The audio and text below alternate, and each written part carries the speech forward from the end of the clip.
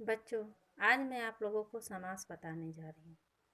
समास जिसका अर्थ होता है संक्षेपण, यानी किसी भी बड़े से बड़े शब्द को संक्षिप्त में लिखना ही समास कहलाता है। तो आगे हम लोग समास की परिभाषा देखते हैं। जैसे दो या दो से अधिक शब्दों के मेल से नए शब्द बनाने की क्रिया को समास कहते हैं। जैसे प्रयोगशाला। प्रयोगशाला में क्या है कि दो शब्द है, पहला प्रयोग है और दूसरा शाला है। तो ये दोनों से को एक कर दिया गया तो बन गया प्रयोगशाला। तो यहाँ पे हम लोग परिभाषा में देखे थे कि दो या दो से अधिक शब्दों के मेल से नए शब्द बनाने की क्रिया को समास कहते हैं। तो यहाँ दो शब्द है और ये दोनों शब्द को जोड़ दिया गया तो वो प्रयोगशाला बन गया, यानी ये संक्षिप्त हो गया, छोटा हो गया। तो यही हमारा समास है। अब आगे हम लोग समास का भेद देखते हैं। समास का भेद 6 भेद होता है। पहला तत्पुरुष समास, दूसरा कर्मधारय समास, तीसरा द्विगु समास, चौथा बहुव्रीहि समास, पांचवा द्वंद्व समास, छठा अव्ययी भाव समास। पहला है तत्पुरुष समास। तत्पुरुष समास में क्या होता है कि तत्पुरुष समास में उत्तर पद प्रधान होता है तथा पूर्व पद गौण होता है, अर्थात कारक की विभक्ति का लोप होता है।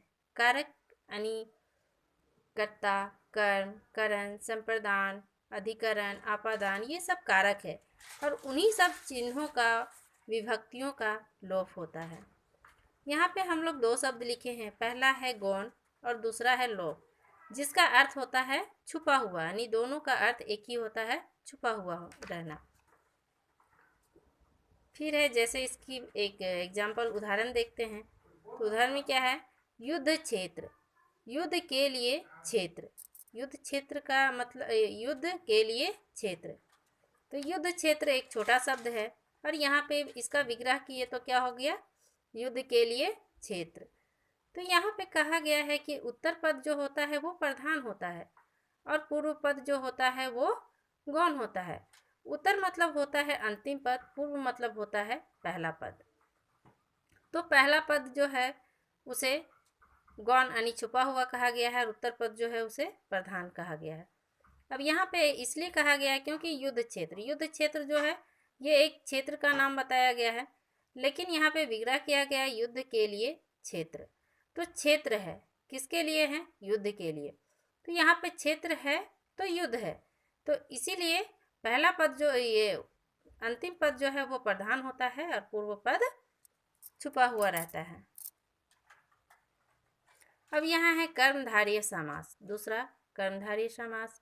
कर्मधारय समास का परिभाषा देखते हैं क्या है वो। तो कर्मधारय समास में क्या होता है कि कर्मधारय समास में पहला पद विशेषण तथा दूसरा पद विशेष्य होता है, अर्थात एक पद उपमान और दूसरा पद उपमेय होता है।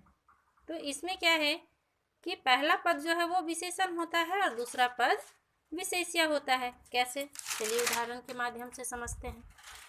जैसे दही बाड़ा, दही बाड़ा, दही बाड़ा क्या का विग्रह करते हैं तो क्या होगा, दही में डूबा हुआ बाड़ा। तो दही में डूबा हुआ बाड़ा को ही क्या बोल एक किए तो क्या हो गया, दही बाड़ा।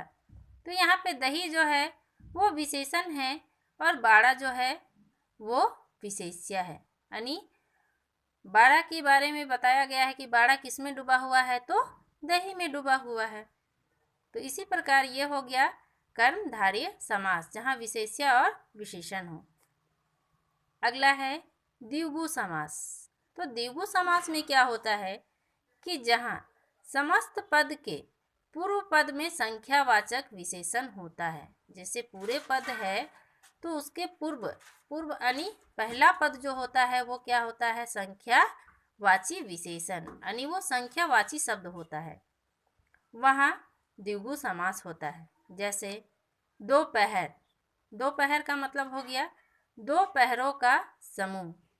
तो यहाँ पे दो जो है वो कौन सा शब्द है, ये संख्यावाची शब्द है, इसीलिए इसमें कहा गया है कि समस्त पद का पहला पद जो होता है, पूर्ववाणी पहला पद जो होता है, वो संख्यावाची शब्द होता है।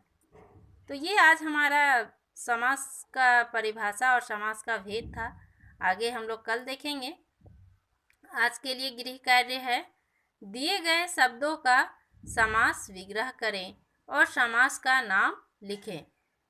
तो यहाँ पे पहला शब्द है विद्यालय, दूसरा शब्द है अंधकूप, तीसरा शब्द है नीलकमल, चौथा है त्रिलोक, पांचवा है सप्ताह, छठा है महात्मा, सातवां है महापुरुष, आठवां है गृहस्वामी, नौवां आज्ञाकारी, दसवां है गुणहीन। इन सभी शब्दों का समास विग्रह करना है और समास का नाम भी बताना है कि इसमें कौन सा समास है। Thank you.